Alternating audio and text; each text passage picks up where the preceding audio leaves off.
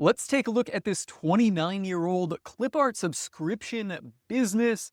Started in 1996, making $81,397 a year in profit, and can be yours for the asking price of $325,000. That is a 3.99x valuation multiple. We will just call it 4. I'm going to go through the listing details here, what's shared publicly available on the brokerage firm's website, pick out some of the key details, and then go back and kind of talk about those a little bit deeper and also share some of my own experience-based insight into what I think about this business, having started, acquired, and also sold a handful of businesses, and ultimately my quick take on the business's valuation.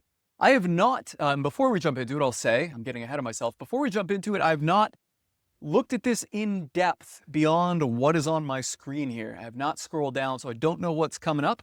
So I'm just going to be kind of flying blind, picking out the details as I see them in the listing, as I would review a business, well, any business that I'm kind of skimming through and considering acquiring. All right, so let's start off here by opening up my little annotation tool. It's been a minute since I've done one of these videos, so I don't really know how to use it too well. I guess I've never been very competent with that annotation tool. But anyhow, we got it up. It'll be helpful if, or not if, but when we get to some key details. Okay, so it's 29 years old.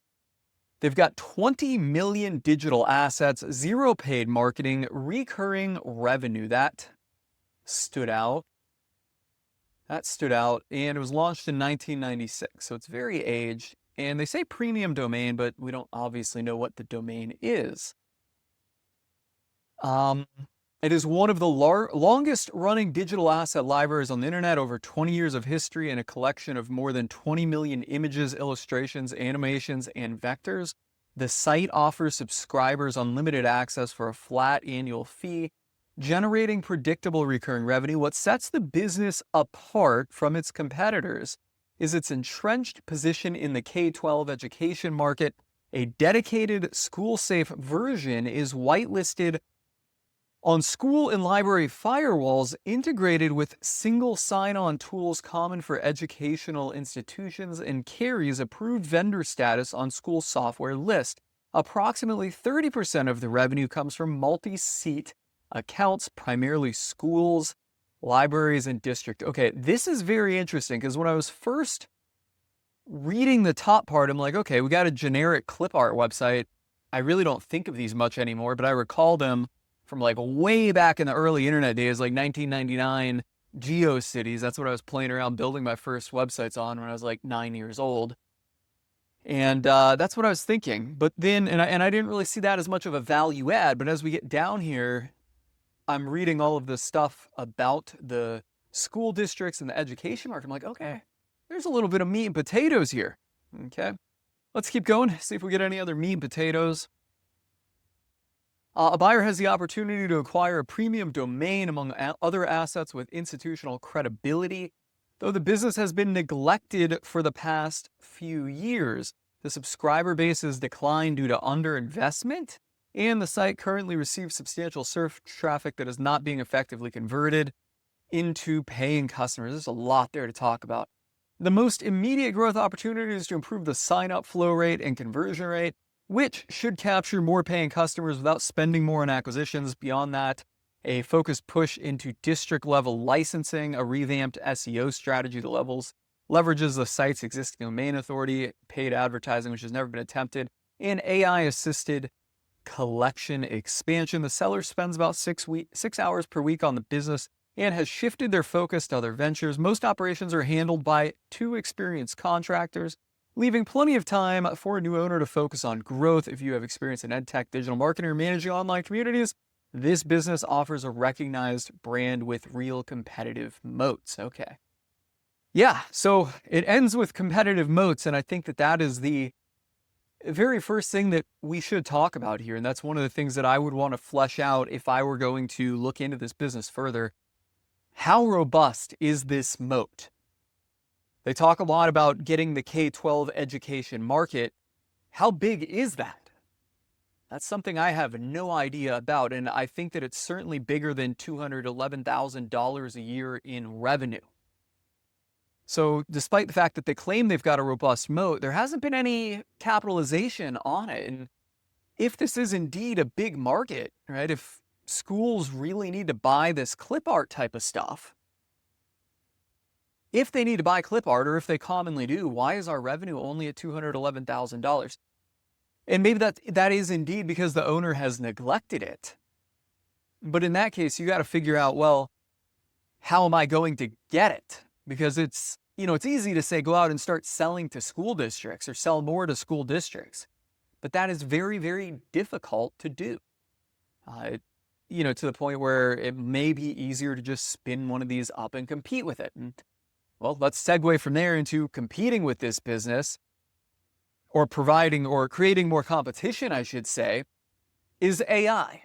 That was really the first thing that I kind of thought of when I got to this paragraph, but I didn't want to jump right to it, is AI can spin up and generate awesome images on the fly.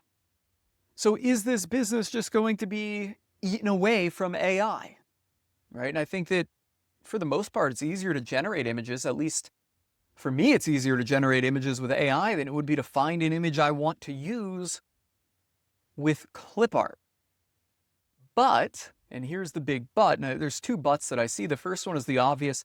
Maybe the K-12 education market can't use AI, right? Like maybe there's some type of licensing agreements or some type of rules, something like that, where they can't use AI to create it. Maybe they just feel like they need a clip art vendor, or maybe it is cheaper for them to use clip art than it is to provide AI licensing or AI licenses for like ChatGPT, or a model that can generate good quality and a high volume of images to all of their users, right? Maybe the AI is cost prohibitive. And this is a bit of a wormhole tangent here, but AI right now is really, really undervalued. All of these AI companies, OpenAI, Anthropic, Gemini, Google, they're all bleeding cash at their current pricing levels. Pricing levels for the models we have need to be about 7 times higher for it to be economically sustainable, right? So the pricing is going to go up, and maybe then having a clip art database or a clip art catalog will be economically more viable than providing the licenses to the education market to use this.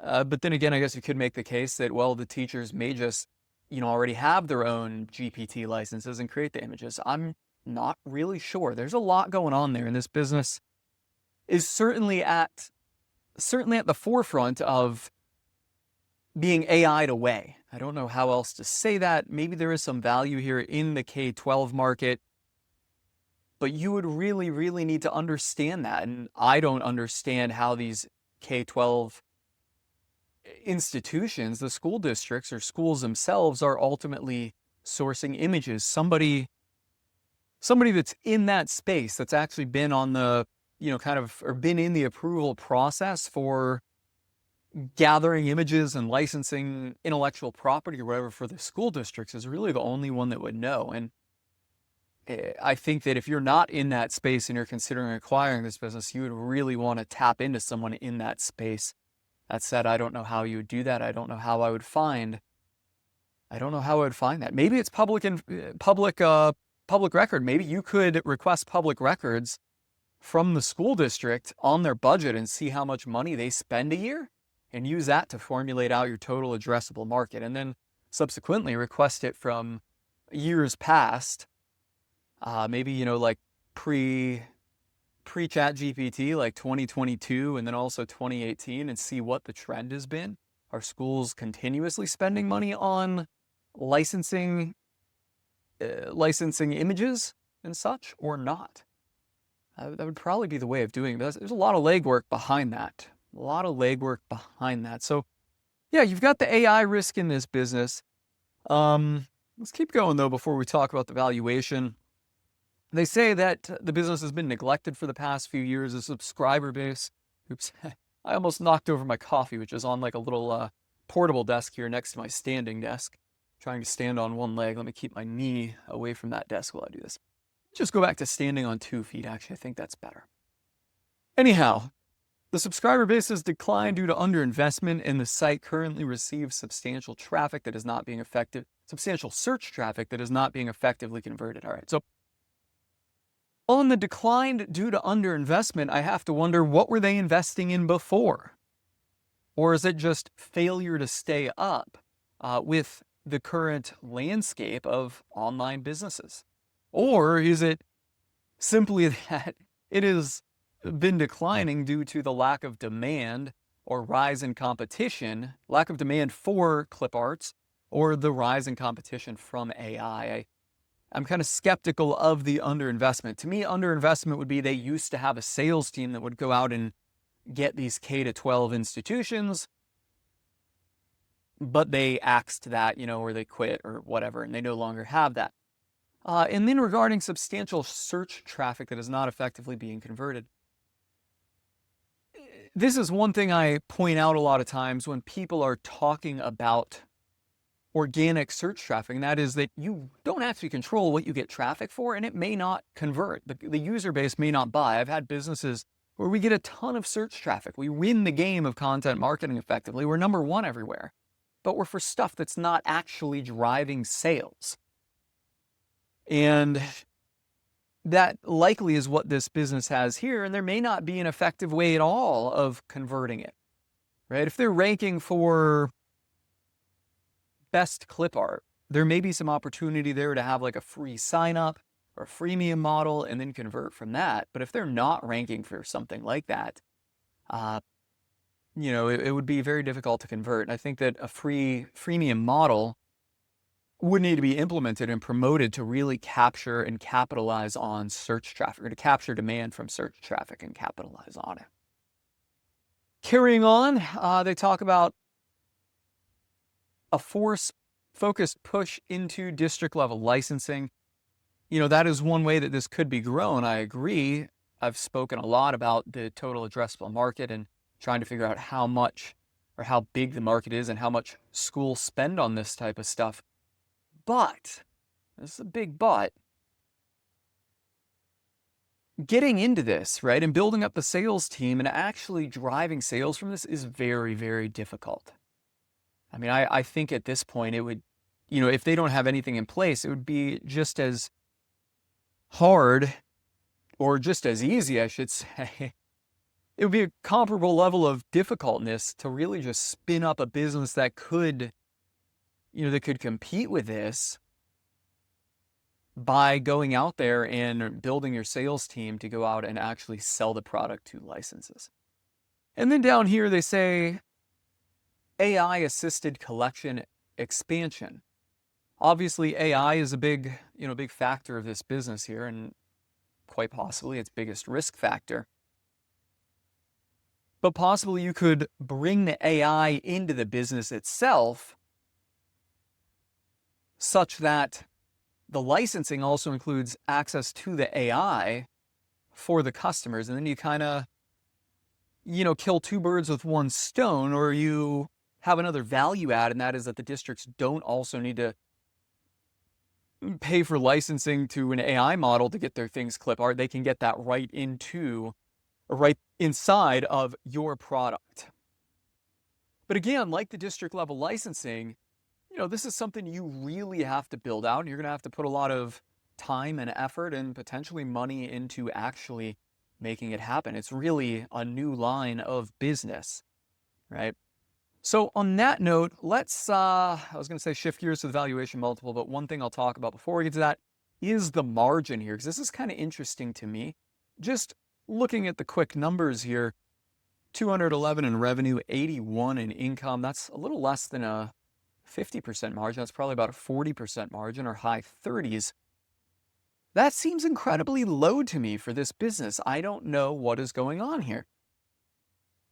Two of the things that I would commonly expect with this business are, number one, paid advertising, customer acquisition costs. But they said that the business does not run any paid ads and has not. So that's not an expense. Their product is digital, so they fundamentally should have no cost of goods sold. I'm not sure where 60% roughly of their revenue is going. They mentioned that they have two What did they say? I think they mentioned 2 contractors somewhere in here. Let's see if I can find the detail on that. Here it is. 2 experienced contractors. Well, let's just say you've got, you know, 2 people in the Philippines at $7.50 an hour. And I mean, that kind of sounds high for what I believe would be the work involved in running this. You know, I don't think this is a very difficult business for 2 independent contractors to run. But let's just say they're full-time in the Philippines. You know, you're paying $30,000 to $40,000 a year for them. Well, it's still not, still not mathing out to the $120,000 of expenses that this business has. So I'm not understanding it. Maybe they've got licensing fees on the images that they have. Don't know. I'm not really sure what is going on, but if that's the case, I mean, I think it would be almost optimal to start reducing some of that catalog and generating your own images with AI ultimately that you could sell to reduce your licensing fee. But kind of stretching there, kind of reaching and making assumptions, all right? So on that note, the 3.99x valuation multiple here, 4x, is this business worth a 4x valuation multiple? And in my opinion, there's no other way of saying it. I don't see it being worth that because A, the business is in decline. B, I'm not really seeing anything proprietary here. You know, as we've discussed, AI can effectively create the product itself. It's not even that difficult to create it with AI. So I think that this 4x valuation multiple in this business is very, very hard to justify. Yes, they seem to have fleshed out something here with the K-12 education market, but it's not that big. I mean, they say 30% of revenue comes from multi-seat accounts. That's 60 grand a year. It's not, not a terribly huge chunk. So, when you're buying this, you're buying a business that is in decline and losing revenue. So, like just to kind of forecast this out, which is something you should always do as a business buyer. Forecast out the future revenue and income under your ownership and then assign a valuation multiple to the business as a whole. And that's something I've kind of spoken about a bit on this channel here. Rather than assigning a valuation multiple to what things are currently, you have to forecast it out. What expenses are you going to incur? Is the profit going to increase or decrease in the next year? And, they tell us right here that it's in decline. That was included somewhere in here. Where was that? The subscriber base has declined due to underinvestment. Okay, so you need to look at the rate of decline and kind of forecast out what it's going to be and then assign a valuation multiple to the business as a whole. So it's declining. Let's just say that next year the income declines 20%, right? Or that's what you would forecast it at.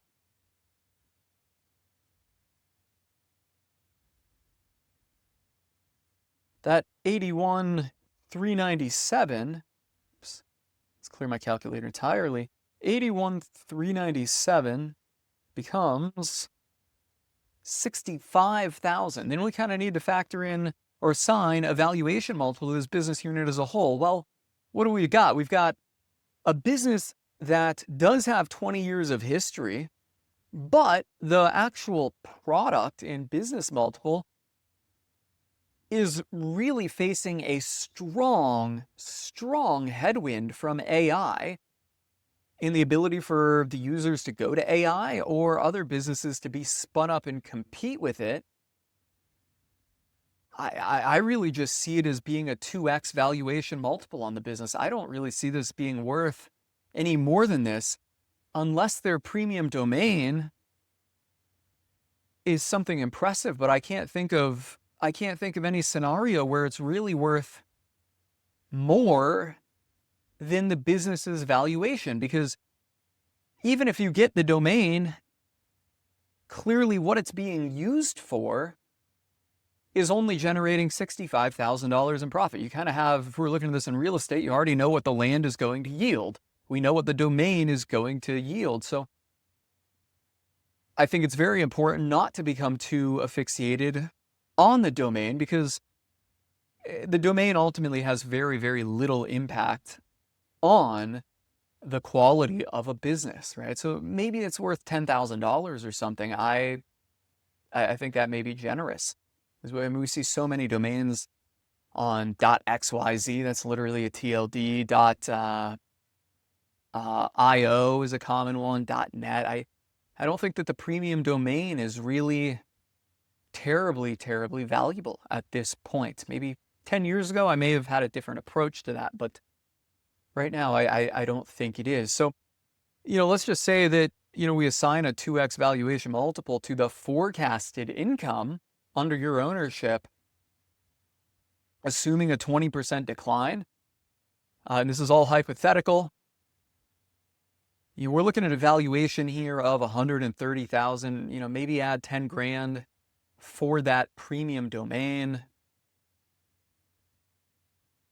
Right there, you get obviously 140,000. Yeah, I think that this business is really overvalued here at this 4x valuation multiple on what I'm assuming is trailing 12 months income. What is your take? Do you feel like there's something I'm missing out on, or do you agree with me that the valuation multiple here at 4x is too rich and a 2x valuation multiple on the forecasted future profitability of the business is more realistic?